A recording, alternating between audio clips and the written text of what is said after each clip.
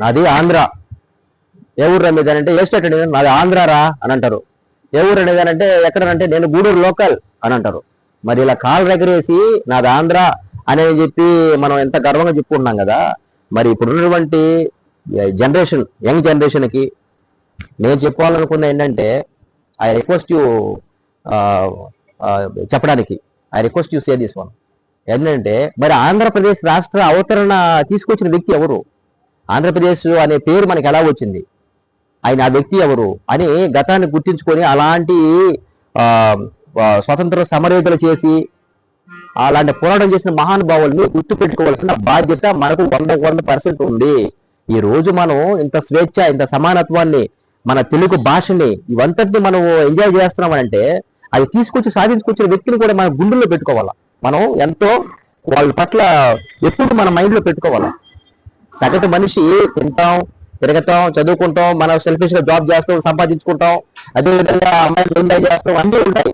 కానీ ఈ పోరాటాలు ఇలా మన కొన్ని కోసం సాధించిన వ్యక్తి మహానుభావులు వాళ్ళు. ఎందుకంటే కొన్ని ఎమోషన్స్ ఉంటాయి, కొన్ని పోరాటాలు ఆత్మాభిమానం కోసం ప్రాణత్యాగం చేసిన వ్యక్తి ఈ రోజు శ్రీ పొట్టి శ్రీరాములు అమరజీవి. 56 రోజులు, ఒక రోజుగా 2 రోజులు కాదు, కనీసం ఒక పూట అన్నం తినకపోతే మనం ఉండలేం. 3 రోజులు అన్నం తినకపోతే అసలు ఎందుకు పైకి ఇంకోటి హైట్ వెయిట్ పర్సనాలిటీ ఇది కాదు, లోపల గుండెల్లో ఒక ఆత్మాభిమానం ఉంటుంది కదా. అది ఎందుకోసం చేశారు? సంయుక్త రాష్ట్రాలు 2 కలిసి ఉన్నప్పుడు భాషా సంయుక్త రాష్ట్రాల కోసం, తెలుగు వాళ్ళ ఆత్మాభిమానం కోసం, మన ఆత్మాభిమానం కోసం మాకంటూ ఒక ఉండాలి, రాష్ట్రం ఉండాలి, మా హక్కులు మేము సాధించుకోవాలి అని ఎట్లా మహానుభావులు బ్రిటిష్ ఫైట్ చేసి మనకు భారతదేశానికి స్వాతంత్రం తీసుకొచ్చారు 1947 ఆగస్టు 15. ఓకే, అదే విధంగా మన లోకల్ గా ఆంధ్రప్రదేశ్ రాష్ట్ర అవతరణ కోసం, రాష్ట్ర ఏర్పాటు కోసం పోరాడి మహానుభావుడు ఎవరు? శ్రీ పొట్టి శ్రీరాములు గారు ఈజ్ ఏ లెజెండ్. పోరాట యోధుడు, ప్రాణత్యాగం చేసిన మహానుభావుడు. అలాంటి వ్యక్తిని మనం లోకాలిటీ మన నెల్లూరు జిల్లా బిలాంగ్స్ టు నెల్లూరు జిల్లా వాసి, ఆయన్ని మనం స్మరించుకోవడం మన ప్రాథమిక బాధ్యత 100%.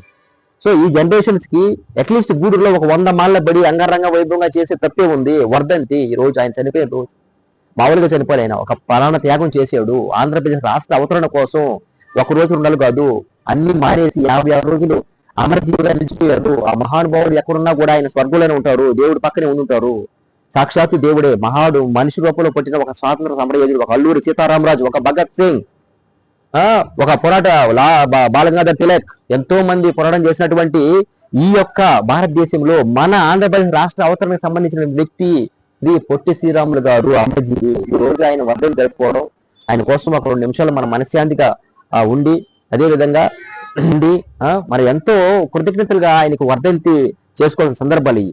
మనం ఆయన అలాంటి పోరాటం చేసిన వ్యక్తిని మనం స్మరించుకుంటూ ఆయన వర్ధంతిని జరుపుకుంటూ మనం పూర్వజన్మ సుకృతంగా అదృష్టంగా భావిస్తూ అలాంటి మహానుభావులు మన గడ్డలో మన తెలుగు వాళ్ళుగా పుట్టడం గర్వంగా భావిస్తూ, అదేవిధంగా ఈరోజు ఆయన కోసం ఒక మంచిగా నినాదాలు చేసుకుంటూ జయ హో శ్రీ పొట్టి శ్రీరాములు గారు, అమరహే పొట్టి శ్రీరాములు గారు, అమరహే పొట్టి శ్రీరాములు గారు.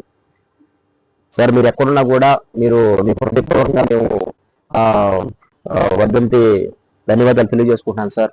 సార్ మీరు లోకంలో స్వర్గంలో ఉండి ఉంటారు, మళ్ళీ మీరు పునర్జన్మ మళ్ళీ దేవుడు మీకు ప్రసాదించి మీరు మళ్ళీ కూడా పరిపూర్ణమైన మంచి జీవితాన్ని మీరు గడిపే విధంగా భగవంతుడు ఇవ్వాలని మీరు కోరుకుంటున్నాను సార్. మళ్ళీ మీరు పునర్జన్మ ప్రాప్తిరస్తారని చెప్పి నేను మనస్ఫూర్తి కోరుకుంటూ, నా ఆయుష్ను కూడా మళ్ళీ పుట్టి మీరే పోసుకొని మీరు హ్యాపీగా ఉండాలని మనస్ఫూర్తి కోరుకుంటున్నాను సార్. Thank you sir. అమరహ Shri Potti Sriramulu garu sir, hats off you sir. మా కోసం ప్రాణత్యాగం చేసినందుకు, మీరు మా కోసం 56 రోజులకు తెలుగు వాళ్ళ కోసం పోరాటం చేసే ప్రాణాల చేతులు లెక్క చేసిన మీ ముందు మేము మీ కాలు కింద మట్టితో సమానం సార్.